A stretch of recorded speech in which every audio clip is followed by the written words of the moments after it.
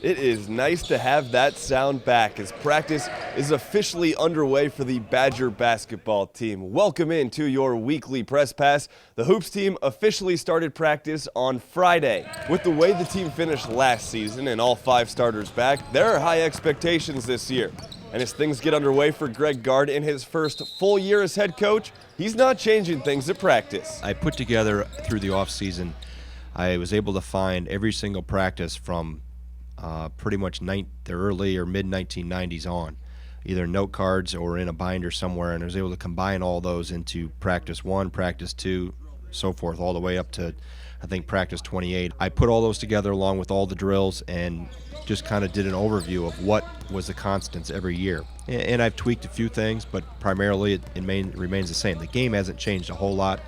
You still have to be very good defensively, and you have to be able to take care of the ball. So there's been 2 things that have really been focused on. The games count this weekend for the men's hockey team as the Badgers open the regular season against Northern Michigan at the Rush Center in Green Bay. In the tune-up game, 7 different Badgers found the back of the net as UW scored 10 goals. Everyone got a chance to play in the exhibition, but the performance now leaves Coach Granato with some tough decisions heading into the first weekend. We go from 25 guys down to 20. So I think the positive thing for us as coaches is we know we have depth. We know we have guys that are going to help throughout the year. So if they're not playing Friday night, they will be ready to play, whether it be Saturday, whether it be sometime down the road. So I was really encouraged by that. I think, like I said, the most important thing was that they gained confidence in themselves as well, and I think we accomplished that.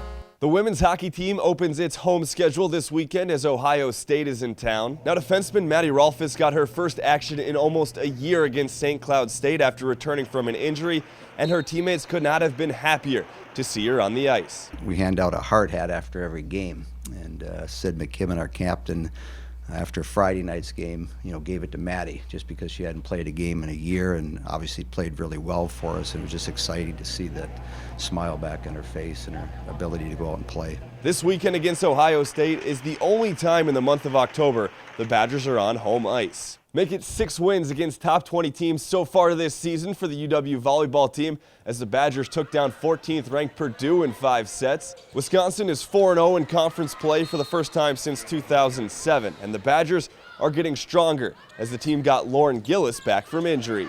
She was excited about being out there and was a little bit better the second night than what she was the first night, and we just need to get in the practice gym. But I thought before her injury, I thought she's playing at All-American level. But you're out for about 3 weeks. It's going to take a little bit of time. The Badgers are on the road Wednesday at Rutgers, then return home Saturday for the annual Pink Game.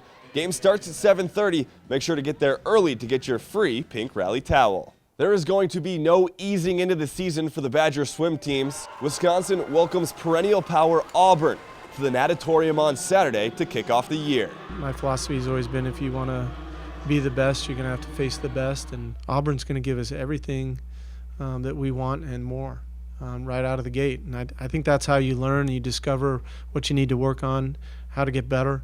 A couple of Olympians lead the Badgers into the season, Matt Hutchins and Olympic gold medalist Sierra Runge. That's your press pass for WBadgers.com. I'm Brandon Spiegel.